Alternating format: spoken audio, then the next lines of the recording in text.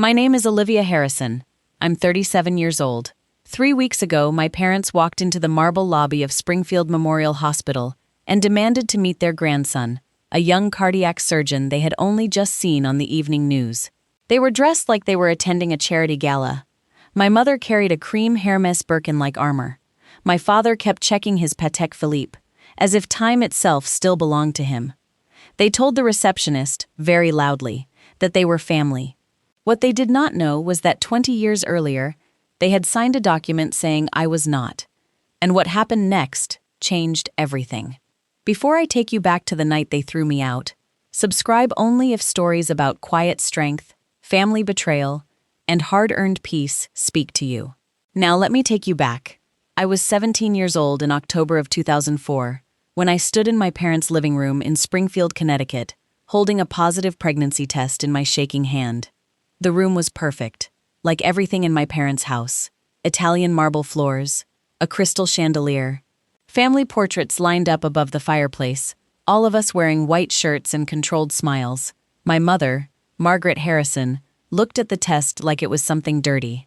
"No daughter of mine would do this," she said. Not, "Are you okay?" Not, "Who is the father?" Not, "We will figure this out." Just that. My father, Robert Harrison, did not yell. He was too proud for that. He was a corporate man, the CEO of Harrison Medical Holdings, and he believed emotion was something poor people used when they had no control. He walked upstairs. 10 minutes later, he came down carrying my suitcase. The same suitcase they had bought for my college visits. He placed it by the front door. "You have 10 minutes, he said. I remember staring at him, waiting for the rest of the sentence. There was no rest. "Dad, please." He removed his Yale class ring, twisted it once, then put it back on. Daughter would not humiliate this family. My mother stood near the grandfather clock, arms folded. "We'll tell people you're studying abroad," she said. "Switzerland, probably. It sounds respectable." I was 17, pregnant, terrified, and already erased. The boy's name was Owen Blake. He was 18, accepted to Stanford, and came from a family my parents considered socially equal. When I told him, he blocked my number within 24 hours. His mother later sent me one message: "Do not contact this family again." That was the first time I understood how quickly people protect sons and punish daughters. If you have ever been the family disappointment, you know the pain is not only in what they do, it is in how calm they are while doing it. I packed 2 sweaters, 3 pairs of jeans, my grandmother's small gold necklace, and $227 I had saved in a jewelry box. My father watched the clock. At minute 9, I asked, "Can I at least take my school laptop?" He said, "You lost privileges when you lost judgment." At minute 10, he opened the front door. The air outside was cold. My mother turned the family portrait on the mantel face down. The lock clicked behind me. That sound stayed with me for 20 years. I slept in Riverside Park that night under a gazebo, where Owen had once promised me forever. Forever, apparently, had weather conditions. For 3 nights, I slept outside. I washed my face in public restrooms. I ate crackers from a gas station. I kept one hand over my stomach, though I was barely showing, because it was the only part of me that still felt like a future. On the 4th morning, an old woman found me. Her name was Elena Rossi. She was 72, widowed, and walking a tiny gray poodle named Pierre. She wore a camel cashmere coat and had the kind of eyes that had seen too much to judge too quickly. "Child," she said, "you are going to freeze out here." I told her I was fine. She looked at my suitcase, my cracked lips, my trembling hands. "No," she said gently, "you are not." That was the first honest sentence anyone had spoken to me in days. She brought me to her house on Westbrook Lane, a large brick home with ivy on the walls and too many empty bedrooms. She made me tea. She gave me toast with butter. Then she showed me a room painted pale yellow. There was already a crib inside. I looked at it and stepped back. Elena touched the doorframe. "My daughter died 5 years ago," she said quietly. "She was pregnant." I did not know what to say. She looked at me. "This room has been waiting for someone. Maybe it was waiting for you." I cried then. Not politely, not beautifully. I cried like a child who had been holding her breath underwater. Elena did not ask for explanations before giving kindness. That matters. Some people ask for your full story before deciding whether you deserve help. Elena gave me help first, and let the story come when I was ready. My son was born during a February snowstorm. I named him Sebastian, but Elena called him Sev from the first day, and somehow it stayed. He was tiny, loud, perfect. Elena held my hand through 18 hours of labor. She cut the cord because I asked her to. She was the first person besides me to hold him. He has serious eyes, she said. He's 4 minutes old. Still, she said, he is studying the room. She was right. Sebastian was unusual from the beginning. He walked at 9 months. Read simple words before he was 3. At 7, he opened a teddy bear with safety scissors and tried to repair the heart with red thread from Elena's sewing kit. By 10, he was reading old anatomy books I brought home from community college. By 16, he had already been accepted into a special accelerated medical pathway connected to Boston University. People called him gifted. I called him loved. Because genius without love becomes performance. Elena made sure Sebastian never believed he had to earn his place at our table. While raising him, I rebuilt myself. I got my GED, then an associate degree, then a bachelor's in healthcare administration. Elena owned 3 restaurants, and she taught me everything: inventory, payroll, vendor contracts, profit margins, quiet discipline. You're not just working the front desk, she told me. You're learning how not to depend on people who enjoy watching you beg. That sentence became part of my spine. My parents never called, not on my 18th birthday, not when Sebastian was born, not when Elena helped me buy my first used Honda, not when my name appeared in a local business article about women managing family-owned restaurants. They were alive, wealthy, 10 minutes away in the same city. But silence was their inheritance to me. And for years, I accepted it. Not because it did not hurt, because I was busy surviving. Here's what you need to understand. People who abandon you often expect your life to pause where they left you. They imagine you frozen at the door, still holding the suitcase, still waiting to be invited back. But I moved, quietly, year after year. I became Elena's operations director, then her partner. When she became ill, I managed all 3 restaurants. When she died, I thought grief would break me. Instead, her will became the last lesson she ever gave me. She left everything to me and Sebastian. The house, the restaurants, the investments. $15 million in protected trust assets. But there was also a clause. Lance Mitchell, Elena's attorney, explained it to me in his office. He was calm, careful, and kind, in a way that made me distrust him for the first 6 months.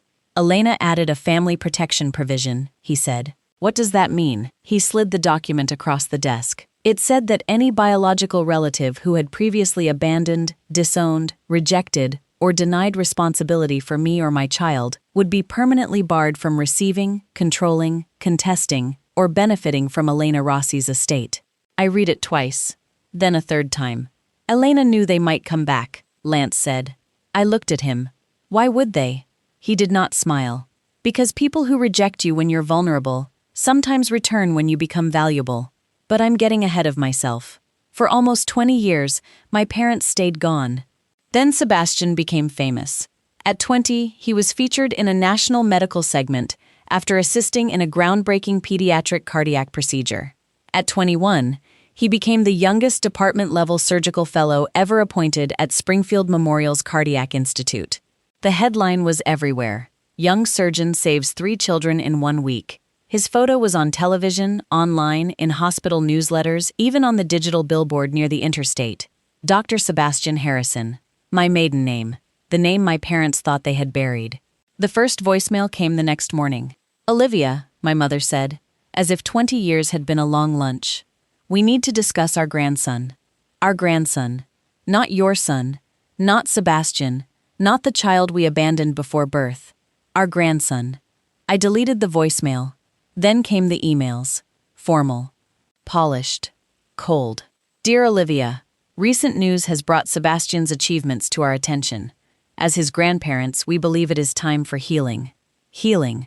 That word is often used by people who caused the wound and want access to the scar. I ignored them. They sent gifts to the hospital. A Rolex, a Montblanc pen, a first edition Grey's Anatomy. Each card was signed, with love, Your grandparents. Sebastian brought the first one home, confused. Mom, do I have secret rich relatives? I sat down. There are moments a parent wants to protect their child from the truth. But silence had already protected the wrong people for too long. So I told him enough. Not everything. Just enough. They are my parents, I said. They were not safe for me, and they do not get access to you without your permission. He looked at the watch box, then at me. Do I return it? Yes. He nodded. Good. It's ugly. That was Sebastian. Brilliant. Surgical. Mine. At this point in the story, if you've ever had relatives appear only after success, you already know what came next. They escalated. My father contacted the hospital board, introducing himself as Sebastian's grandfather. My mother arrived at Rossi's downtown under a fake reservation and sat in my section. When I approached the table, she looked me up and down. You look tired, she said. I smiled professionally. Would you like still or sparkling water? Her mouth tightened. We want to see him. No. My father placed his menu down. You don't get to punish us forever. I looked at the man who had given me 10 minutes to pack my childhood. I'm not punishing you. I'm honoring your decision. They did not like that. Then came the legal letter requesting grandparent visitation. Lance laughed when he read it. Not because it was funny, because it was careless. They forgot what they signed, he said. He opened a file and removed the original document from 2004, the Emancipation and Relinquishment Papers. My parents had not just thrown me out emotionally, they had legally severed parental responsibility for me and any child born or unborn. The phrase was right there. Any child born or unborn. They have no standing. Lance said. None. I stared at the signatures. Robert Harrison. Margaret Harrison. Bold. Clean. Confident. They had signed me away like a bad investment, and now the investment had matured. Around that time, Lance became more than Elena's lawyer. He became my friend, then my safe place, then the man who sat across from me at the kitchen table while I finally read every document my parents had ever signed against me. One night, he found the emails. My parents had hired Owen Blake, Sebastian's biological father, as a family reconciliation consultant. That was the title. The emails were worse, Owen wrote. Olivia was always emotional. If we apply pressure from both sides, she may cooperate. Sebastian's public profile could benefit all parties. All parties. My son was not a person to them. He was access, a headline, an asset. That was the night I stopped feeling afraid. If you're still watching, I want you to hear this. The moment you see the paperwork behind someone's affection, the spell breaks. My parents made one final mistake. They went public. They came to Springfield Memorial Hospital on a Tuesday afternoon while Sebastian was in surgery. My mother told the receptionist they were being denied access to their only grandchild. My father raised his voice in the lobby. People recorded. Security called me. When I arrived, my mother was crying into a monogrammed handkerchief. We just want our family back, she said loudly. I looked at security. Please remove them. My father stepped toward me. You would humiliate your own parents? I said. You taught me how. Then the operating room doors opened. Sebastian came out in scrubs, mask hanging at his neck, exhaustion under his eyes. He looked from them to me. Are these the people? Yes. He turned to security. I want them removed. He never even asked their names. That evening, they gave an interview outside the hospital.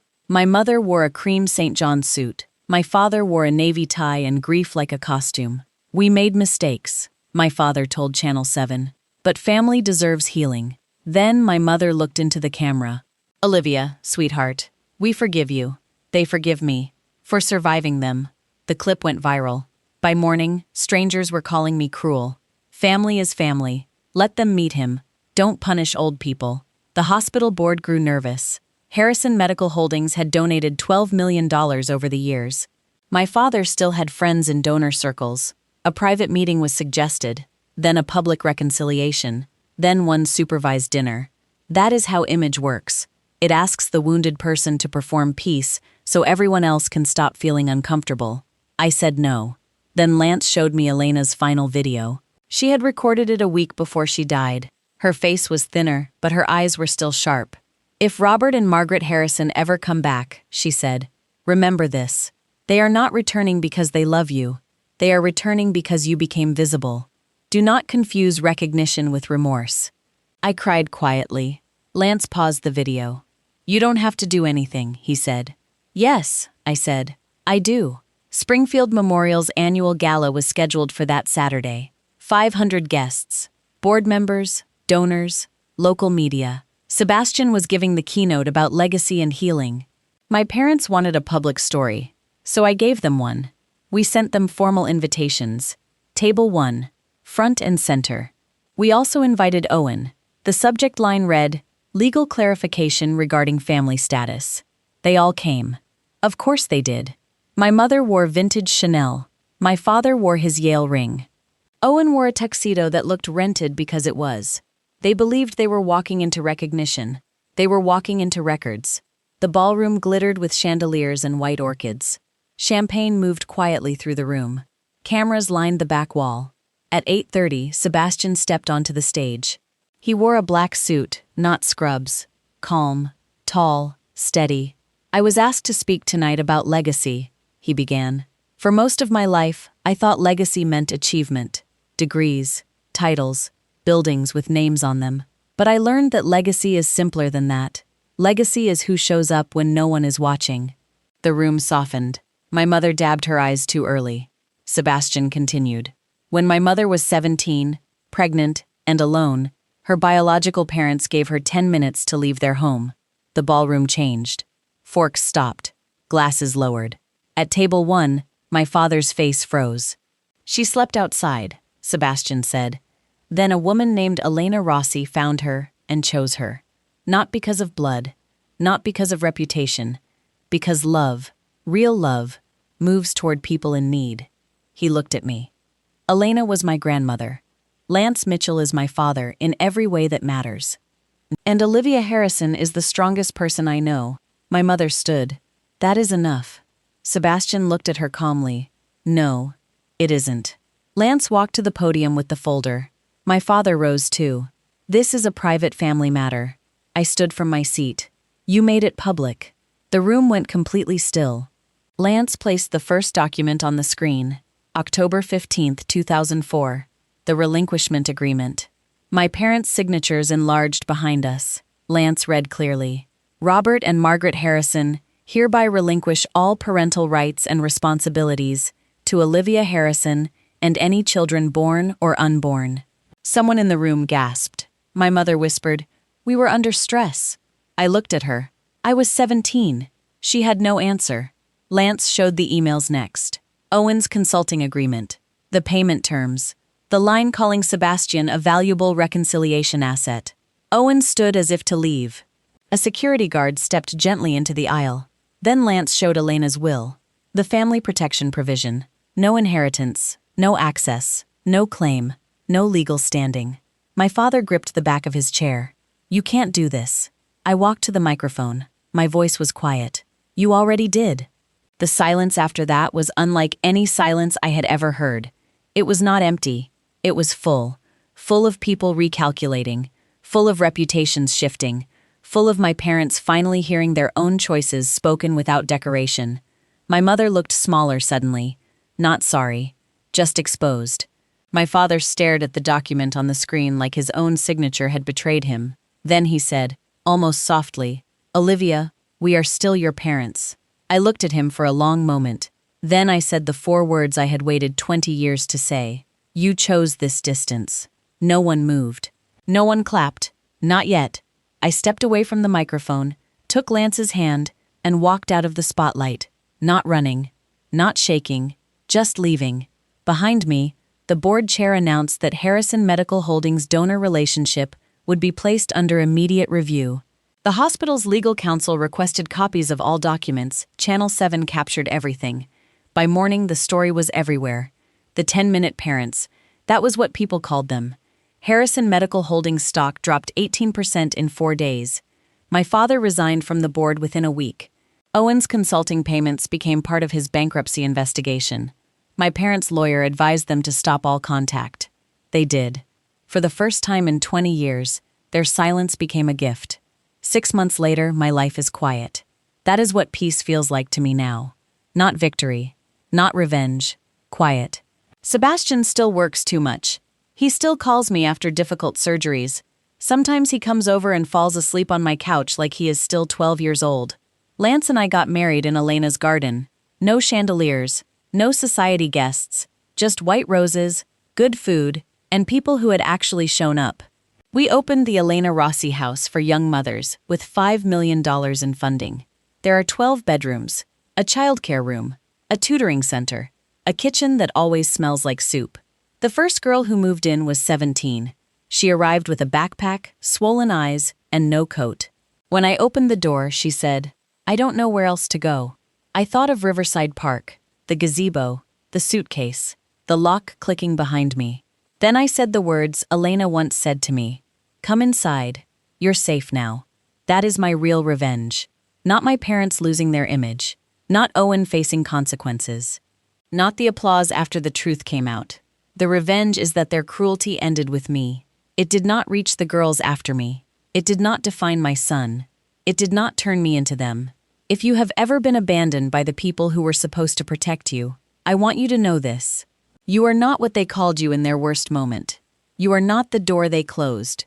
You are not the suitcase they packed. You are the life you built after the lock clicked.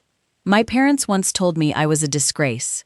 Today, I run 3 restaurants, a foundation, and a home for girls who remind me of who I used to be. Sebastian saves hearts for a living. Lance protects our peace. And Elena's portrait hangs in our dining room, exactly where family belongs. If this resonated with you, subscribe for more calm emotional stories about betrayal, healing, and quiet strength. Leave a comment if you have ever had to choose peace over approval. Someone reading your words may need to know they are not alone. My name is Olivia Harrison. I was thrown away at 17, but I was found by love, and I never belonged to the people who abandoned me.